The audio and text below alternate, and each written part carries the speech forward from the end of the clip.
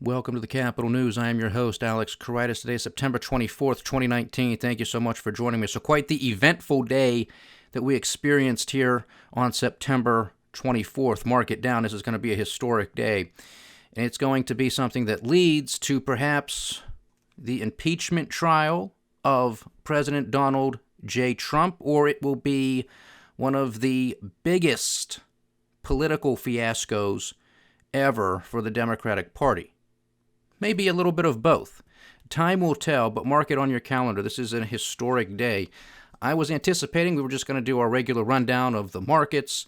A little bit of data came out regarding home prices, regarding the consumer sentiment, which is what this economy is clinging to. This quote-unquote strong consumer is the last pillar of hope in the U.S. economy, and that is starting to dwindle. I was thinking we were going to focus on the president's speech today before the UN General Assembly, but we are going to talk about those things, but we also have to now cover what Nancy Pelosi, the Speaker of the House, came out and said today, that she is allowing for a formal impeachment inquiry to take place. Now, this doesn't really deviate from what has already been taking place within the Democrat Party, especially with the various leadership positions that they now have, since they are the leading party in the House of Representatives. You have the various chairmanships. You have Congressman Nadler. You have Congressman Cummings. You have Congressman Schiff, Maxine Waters. Impeach 45. Impeach 45. She's back at it. She never went away. Now it looks like these people are getting their opportunity to go after Donald Trump once again in a more formal way, now that the Speaker of the House has said so. Now, this still isn't a full-blown impeachment. This is just the inquiry. Again, they were already doing this. They've been doing this. This is just a political statement from Nancy Pelosi. Now, a lot of this is now driven by the whistleblower report that is out there floating in the wind, that nobody knows what's actually in it. So again, I caution, be careful who you're listening to on this. And we stated this from the get-go. This is why I don't focus on this stuff. Nobody knows what's in this report. Nobody knows who the whistleblower is. Nobody knows all of the details, except, of course, the whistleblower and maybe some people within the IG's office and that individual's attorney. All we know from what we've been told in the media is that the IG says this is urgent and it's credible. So that's what we're going here, okay? And again, this is Donald Trump and his conversation with the Ukrainian president, allegedly talking about Joe Biden, Joe Biden's son, and some business ventures that were taking place there. And again, we have Joe Biden on tape with the Council on Foreign Relations some while ago, claiming that, hey, when I was in office, when I was the vice president, I called them up and I said, hey, listen, you got to fire this prosecutor looking into this business that, of course, was involved with his son, or his son was involved with this Ukrainian company. He was basically boasting and bragging about it. We're going to withhold things unless you fire this prosecutor. Well, they did fire the prosecutor. Now, where's the media on this? Again, you're going to get siloed in. If you are of Fox News, that's what you're hearing. Donald Trump's innocent, Joe Biden's the guilty one. If you got CNN on, if you got MSNBC on, Joe Biden's innocent, Donald Trump's the guilty one. Divide and conquer, folks. That's why I don't get involved with this mess, because I don't care who's reporting. I don't care if it's the New York Times, the Washington Post. This time it's the Wall Street Journal. I don't trust any of them. And that's a sad day when you make that comment, because we don't know the details. And everybody's coming out and saying, well, somebody's leaking. This isn't actually a whistleblower. No. This is a whistleblower. This individual went through the proper channels. They didn't go screaming to the Wall Street Journal or to the New York Times. They went through the proper channels. This is all politics right now. And this is why I didn't get involved with this, because nobody knows the truth here. And we got to wait to see if and when that finally comes out. And then we can make a judgment as to what's going on. Will the Democrats make this a more formal process? Will they actually take it to a vote on the House floor to say, okay, now we're going to be moving forward with articles of impeachment? That's the real killer right there, the articles of impeachment. Now, of course, the process would be such where it then has to go to the Senate for conviction. Now, that's going to be a little bit of a pickle unless the evidence is so damning that the Republican Party would have to throw their hands up and say, well, the evidence is so clear, there's no question about it that the president violated the Constitution, he committed some sort of crime, we have to convict him and we have to impeach him and he has to be removed from office. That's going to be a big one. That's going to be a big hurdle to overcome because, of course, the Republicans are the leading party in the Senate. So there's a lot of moving parts. This is going to continue to be divisive. Somewhat to Nancy Pelosi's credit, she said this was a sad day. It is a sad day. It is a sad day that this country is so divided. It is a sad day that we have to go down one rabbit hole after the other. It is a sad day that we have a two-tier justice system.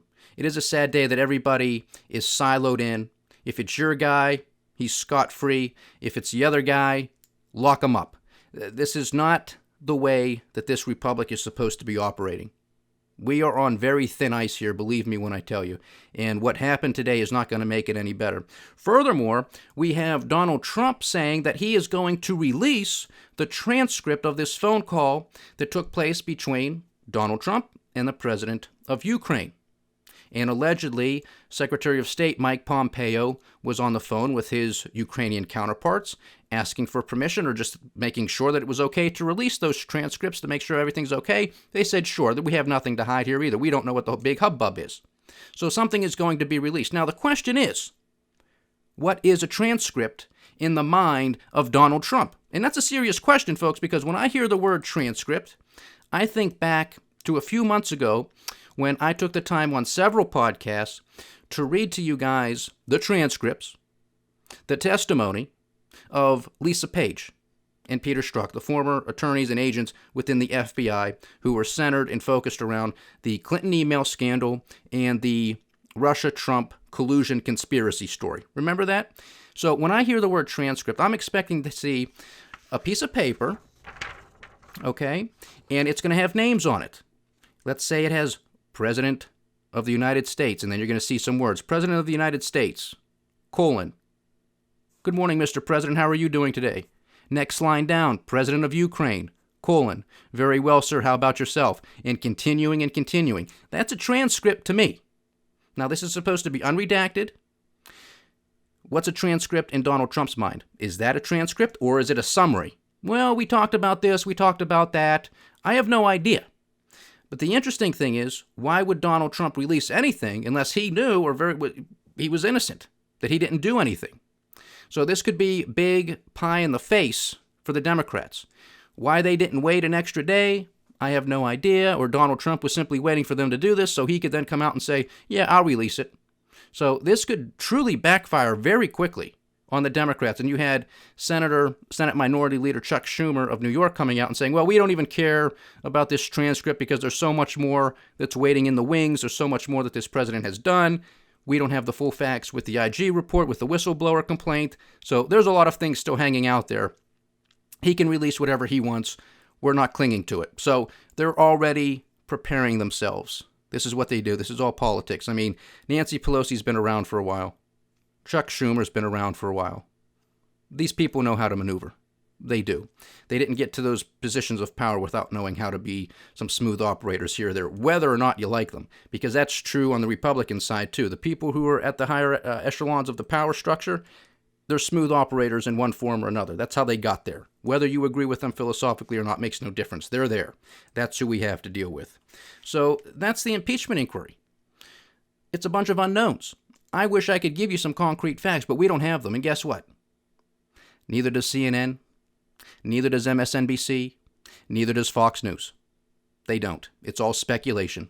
Why they can't come out and tell you that they don't know anything is beyond me. Everybody wants to cling to these reports that this is on the record. No, it isn't.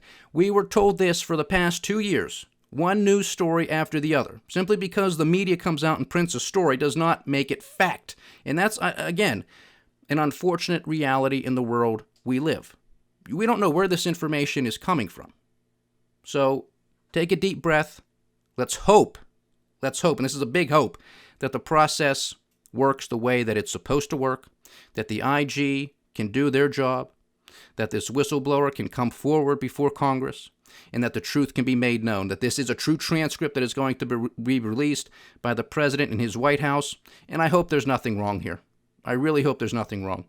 If Joe Biden thinks he can do it and get away with it, now you have Donald Trump thinking he can do it and get away with it. If they're both guilty, lock them both up. I don't care. There's not supposed to be a two-tier justice system. I don't care if I voted for somebody or didn't vote for somebody. Because if we look the other way on this, then nobody's better than anybody else. And we're not going to make any progress. So get out of your silo. This is divide and conquer tactics almost at its finest. And, if something does happen here with this president, it's going to get ugly because this president's base is wound up and ready to go. The president baits them. He's got those key words that get these people going. They love him, and that's fine. People loved Obama. People love Bush. People love Clinton. That's how it is. I understand this. But this could get very nasty very quickly because Donald Trump is not one to calm things down. He isn't. He does not have a calming presence about him. He has a chaotic presence about him. That's what he likes to do. He admits this. He likes to stir the pot. This is what he does. This is his nature. And if you haven't picked up on this, I don't know what you're paying attention to. This is what the guy likes. He likes the chaos. It's exciting to him. He is not going to come out and say, remain calm. It's not in his vocabulary. He gets his group wound up. So we got to be very careful here, politically speaking, socially speaking, everything, because this thing could turn violent quickly. Now, this throws a big monkey wrench in a whole bunch of other things, too, because what does this mean for Donald Trump? Because, interestingly, I happen to believe that this gives the president now a lot of wiggle room. This is sort of a gift to him, and he's sort of already taken the ball in saying that it is. Because, again, this is going to solidify his base. This is going to probably get even a lot of independents to say, you know what, with 2 years, the Mueller investigation, there's nothing here. It's egg on their face for the Democrats. What a disappointment. But clearly nothing happened or nothing is going to happen. And now they're going to continue with this. We have infrastructure crumbling. We have national security issues. And this is what they have to focus on, continuing to try to get this guy. Now, from the Democratic standpoint, there's a lot of people on that side who love this. This is what we've been waiting for since November of 2016. This is what we've been waiting for. So they're finally getting it a little bit. They're getting a little slice of their heaven right now. Is it going to result in actually making it to heaven? We'll see for them. We'll see, but it's not going to be good. Believe me, like Nancy Pelosi said, this is not a good day in the history of this country. But she thinks she's doing the right thing. The Democrats think they're doing the right thing. They have the power of the House. This is the road that they're going to continue to take us on. I think this is more or less going to backfire on them politically, but that's what they're doing. They think the calculus is in their favor. Donald Trump, on the other hand, he thinks this is a strength for him, and I happen to agree. Because now, and as I have been saying for months, ever since his State of the Union address, which took place in February of this year, which was the same time this podcast started, and usually the State of the Union address takes place in January, maybe the first week of February if it's running late. But recall we had the government shutdown, and they didn't think it appropriate to do a State of the Union address when the government was shut down, blah, blah, blah, blah, blah. And so later in February, he gave the State of the Union address, and we talked about this for a while. And every once in a while I bring it up because I thought it was important when the president said this. Because from the get-go, I said this guy does not take responsibility for anything negative. If it's good, he's going to pat himself on the back all day until the cows come home. But if it's negative news, it's somebody else's fault. And in that State of the Union, he said, we have the strongest economy ever. The stock market is making record highs. Everything is fine. Don't worry about a thing. However, we do have to worry. This economic miracle can collapse. It can turn south if these endless wars continue, if the partisan politics continues, and if endless investigations continue. Well, check all three of those boxes. And the president has not ended these wars, so he's still somewhat responsible for that because he's the commander-in-chief. But nevertheless, they continue. He could blame the military-industrial complex. He can start to blame the swamp. Partisan politics. He's the other side of that coin, but it continues. And now you have endless investigations, which now it's really starting to heat up because the word impeachment is getting thrown around once again, and this time from the Speaker of the House, who, I think to her credit, for months now has shied away from it, saying, this isn't the best move. But clearly whatever she has heard from her leadership, whatever she has heard in regards to the IG and this whistleblower, she is now concerned and thinks it's fine now to open a formal impeachment inquiry. But now Donald Trump has all of his dominoes set up. He has the endless wars check. He has the divisive politics continuing. Check. He has the endless investigations. Check. He has the Federal Reserve. Check. He has China. Check. He can blame everybody under the sun because he has it on the record. Look, folks, I've been telling you, the Federal Reserve has no feel. They don't know what they're doing. Jay Powell's an idiot. Despite the fact that I hired him, he's dumb, he's no good, he's a terrible communicator. I told him to cut interest rates to zero. They don't listen to Trump, and now the market's going to collapse. Who knows if that's going to happen, but if it does, he has the cover to blame him. If you listened to Donald Trump's speech today before the UN General Assembly, it was somewhat eventful, but it was rather monotone.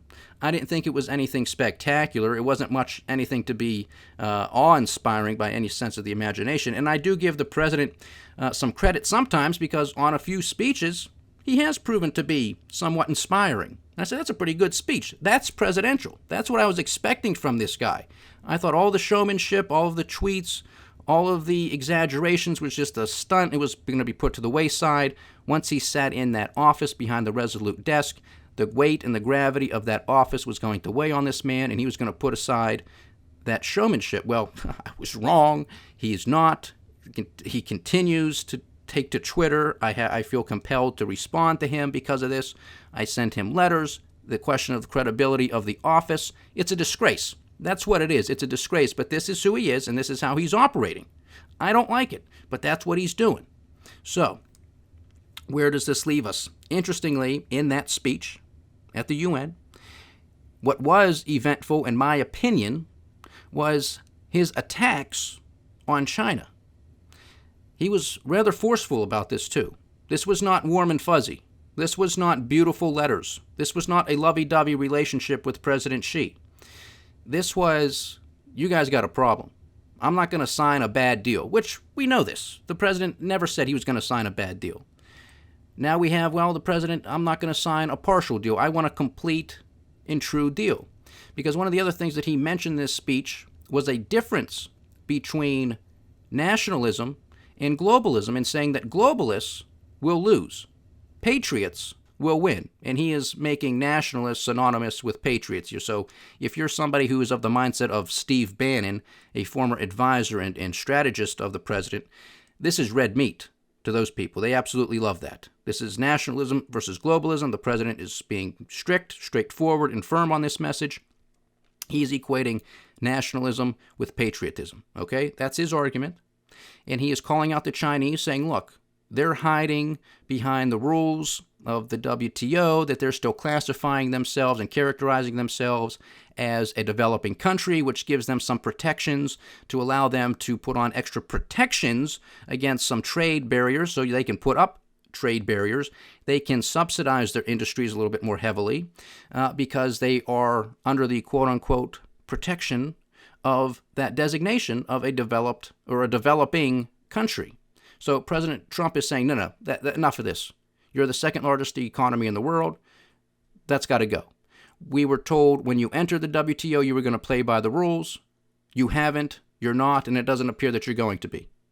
You've stolen our intellectual property. He gave an example of Micron Technologies, which is a large semiconductor company in the United States, claiming that China stole their intellectual property and then would not allow Micron Technologies to operate in China because the Chinese gave another Chinese company the patents. They said, well, no, you're going to be infringing on these Chinese companies if Micron comes in. So that's no bueno. You can't do business here.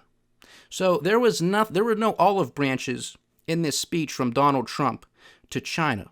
And we're supposed to have high-level talks taking place in a couple weeks in October, with the Chinese trade delegation coming back to Washington, D.C. for further talks. Will they do that? It's an interesting question on two fronts. Would they have come, given Donald Trump's speech? Are they going to think about this for a little bit? Are they still going to come over? Are they going to try to play rope-a-dope? Or is Donald Trump done? Is he done? Is he now going to dig his feet in and say, I don't need a deal, which he's already said. It needs to be a good deal, and it needs to be better for the United States than for China. So why would China come to the table? He's also said he doesn't need a deal before 2020, the presidential election, I should say. So now he's coming out explicitly saying, I don't even need a deal before the election in 2020. Don't need it. Don't need it. Now add to the mix a formal impeachment inquiry. Now what are the Chinese going to do? Well, this guy might not even make it to 2020. He might not even make it. So what do we got to even make a deal with him for? Even for looks? What's that going to give us? Absolutely nothing. He might not be there. Is he going to honor it? Maybe the Democrats are going to pull this off finally. So maybe they're going to walk away from the table too. So guess who Donald Trump gets to blame for that? The Democrats. The Democrats. Because all he has to do is come out and say, look, I was continuing with these negotiations. We just had them come over here at low-level talks, setting up for higher-level talks. But in the midst of all of this, you guys opened a formal impeachment inquiry against me, and now the Chinese don't know what to do. He has got everybody under the sun that he can blame. The Democrats are beyond stupid. Beyond stupid. But that's what they're doing. It is going to continue to divide the country because this is what the president does. Nobody has a bigger bully pulpit, a bigger microphone than Donald Trump. And we have never had a president who knows how to use the microphone like Donald J. Trump. Whether you love him or hate him or somewhere in between, this guy knows how to use it. He knows how to play the media. And he will. And this will resonate. This is going to be such a nasty presidential election, it's not even going to be funny. But that's where we are. We have no idea what's going to take place with these U.S.-China trade talks as they stood by themselves. Now with this impeachment inquiry, that's another fourth or fifth ball that's up in the air that we got to juggle around. We have no idea what's going to happen. So very interesting stuff, but that's where I'm going to leave that because there's just not a lot of facts other than the story of what transpired today to talk about. So we're just going to have to let this thing play out and see what happens. The markets clearly did not like this. They did not like the impeachment aspect. They did not like Donald Trump's speech because there were no olive branches to the Chinese. It really seemed like this guy's digging in. Where's the progress here that we've constantly heard about? So they didn't like that. The market sold off. We had consumer confidence numbers come out. We had the consumer confidence now at 125.1. 125.1, that is the reading that came out today, from 134.2 in August. So down considerably, and the markets were expecting 133.5.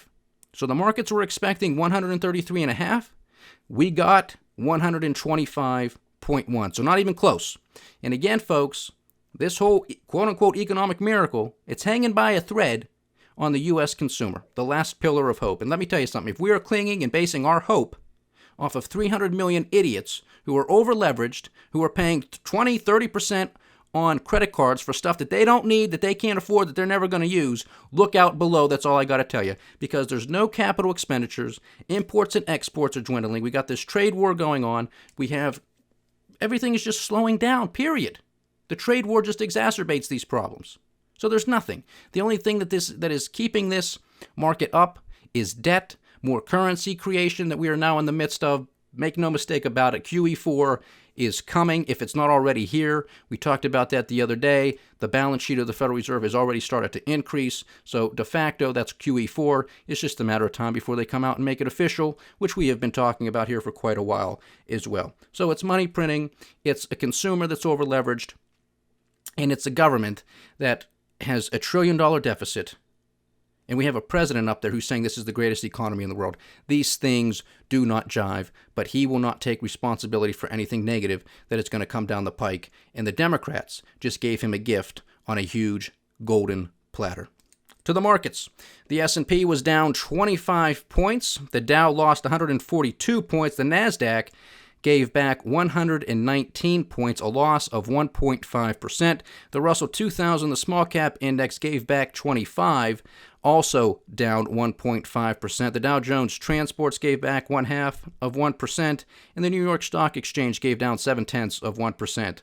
Oil also gave back a few percentage points on the day, predicated on slower growth and also supply. So this is now coming back to the dynamics of supply and demand, which we told you would happen unless there is some major geopolitical event. So oil has pulled back significantly today. WTI is trading at $56.80 a barrel. Brent, the international metric, is at $62.80 a barrel. Gold continued to rally today. It is now trading at $1,532 an ounce. Silver slightly below yesterday's podcast at $18.53. In the midst of all of this chaos and these shenanigans, there was another flight to safety in the U.S. 10-year Treasury. The yield lost 4% and is now at 1.64%, 1.64% to a flight to safety. Will we continue with this mantra, the flight to safety again? Will we bid up U.S. Treasury prices and conversely the yields go down? We're going to have to wait and see. We have the VIX gaining 14.3% and is now at $17.05. And we said be on the lookout for that because once it gets to 15, below 15, which it has been, we said look out, this thing tends to spring back, and that's exactly what we're seeing here today. Will it continue tomorrow? Stay tuned. A couple updates on some other stories. We have that young lady who I mentioned yesterday, that Greta Thunberg. I believe I said yesterday she was from the Netherlands. Correction, she is from Sweden.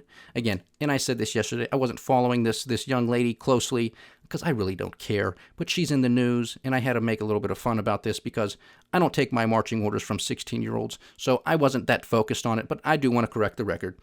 I said she was from the Netherlands. She's from Sweden. I also wasn't certain how she got over here I knew she got here via boat. I didn't know if it was, gas-powered sailboat. I assumed it was a sailboat, and it was.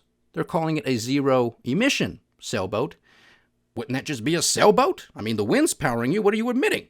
So I don't know why they have to call it a zero emission, but if somebody knows the technology, correct me, because, I'm not Prince Philip. I'm not Marco Polo. I don't navigate the world, so I don't know all of the technology. But I would assume if it's a sailboat, it's zero emission. So what do you got to tell me it's a zero-emission sailboat for? I don't know, but tell me. We have the United Kingdom, the UK Supreme Court, coming out and claiming that Prime Minister Boris Johnson, his act to suspend Parliament was unlawful. It was unlawful. So again, the Brexit drama continues. I believe the Parliament is going to be opening up again this week, much sooner than was anticipated. However, I do believe that the Queen is still going to be giving her speech and her presentation in a few weeks. I'm happy about that because I want to see the Queen. I want to see her in her crown, in the robes. I want to see this circus. So I hope she continues with that. But this is another thing. This is another blowback here for Prime Minister Johnson of the United Kingdom. You have Jeremy Corbyn, the leader of the Labour Party, the opposition to the Prime Minister, saying this guy has to resign. He is calling for his resignation. You can't make this stuff up. And who knows what the guy's going to do? Prime Minister Johnson, that is. Because he has not won a single vote in Parliament. And now his actions to suspend Parliament were just overruled by the highest court in UK. So this guy is ineffective. He was not elected by the people. So what's he doing there? I hope he gets them out of there on Halloween. But there's a lot of political pressure stacking up against this guy as well. Who's going to survive? Stay tuned. And lastly, we have a little bit of other economic news. We have U.S. house price growth slows to a 7-year low. The S&P CoreLogic Case-Shiller 20-city home price index in the U.S. rose 2% year-on-year in July, missing market expectations of 2.2%. It was the smallest annual gain in house prices since August of 2012.